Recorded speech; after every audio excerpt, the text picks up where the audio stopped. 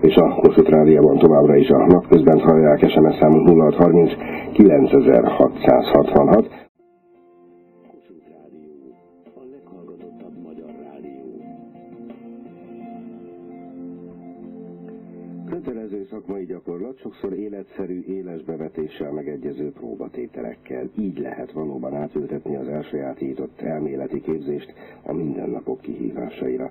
Barna Eszter kérdezett. Tanútazási irodát nyitott a Budapesti Gazdasági Főiskola és az egyik nagy utaztató cég. A cég és az intézmény is azt reméli, hogy profitálhat az újfajta kapcsolatból. A diákok így élesben, de mégis védett környezetben tehetik meg első szánypróbálgatásaikat a kötelező gyakorlati időben.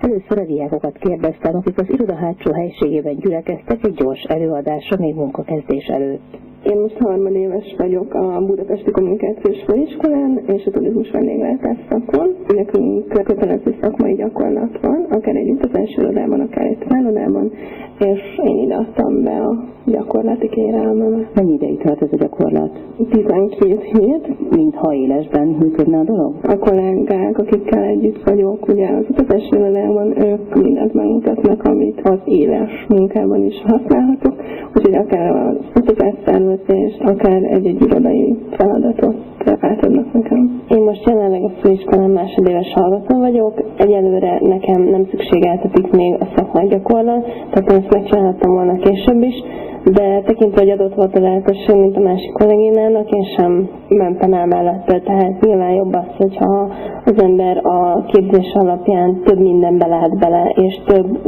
szakmai gyakorlatra van lehetősége, mert a későbbiekben nagyobb eséllyel indulunk a munkaerőpiacon. Én most jelenleg úgy érzem, hogy tudnék ebben az ágazatban dolgozni, akár itt a cégnél is, esetleg éles tapasztalat is volt már? Jött ügyfél, aki szeretett volna utazni valahova, és esetleg segített ezt intézni?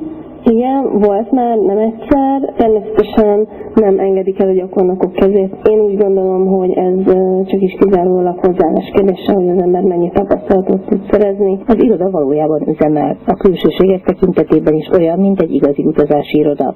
Elsősorban a főiskola diákjai lesznek a célközönség. Kanizsai Zsuzsanna, a Neckermann értékesítési igazgatója. Egyrészt egy utánpótlási csapatot szeretnénk kinevelni a cégünk részére, hisz itt látjuk a fiatalok, hogy mire alkalmasak, mit tudnak, mennyire tanulékonyak, és utána később ezekből a legjobbakat megkérjük, illetve lehetőséget adunk, hogy dolgozzanak, és mit